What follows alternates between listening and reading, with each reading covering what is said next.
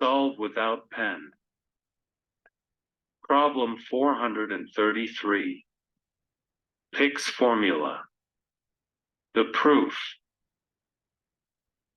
Prove that the area of a polygon with the integer coordinate vertexes is equal to I plus b over 2 minus 1, where I is the number of interior points and b is the number of boundary points of the polygon.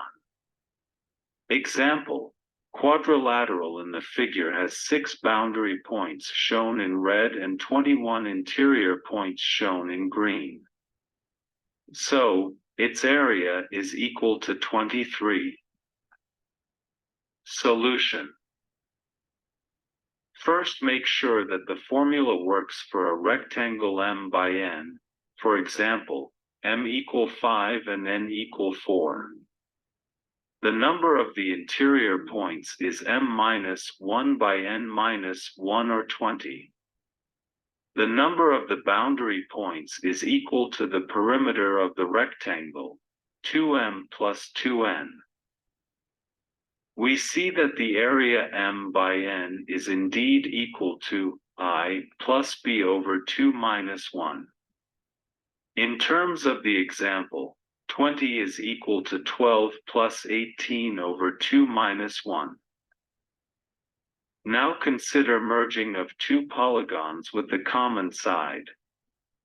In the figure we use triangles, but all arguments are valid for polygons.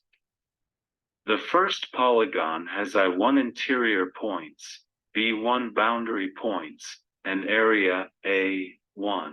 The second I2, B2, and A2. The merged polygon has I interior points, B boundary points, and area A. Two cases are possible. The first is when the common side does not have boundary points. In this case, I is equal I1 plus I2. For boundary point, we need to remember that two edge points of the common side are counted for both the first and the second polygons.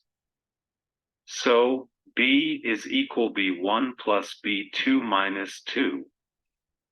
Substituting these relationships into the formula for the sum of the areas, we see that if the formula works for the first and for the second polygons, it must work for the merged polygon as well. The second case is when the common side has D boundary points. In the figure, D is equal to 2.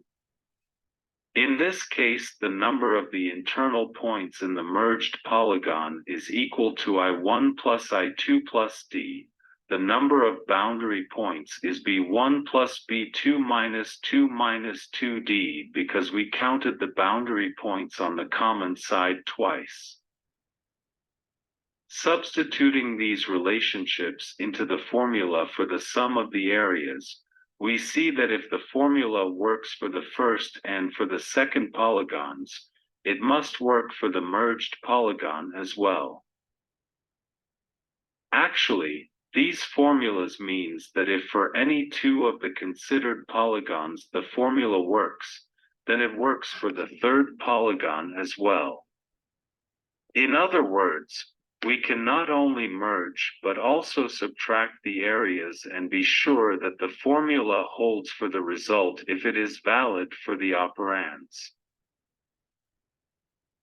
If you merge/decompose two polygons with two common sides which have the common vertex, all formulas and the logic are the same, but D is the number of the boundary points on both common sides.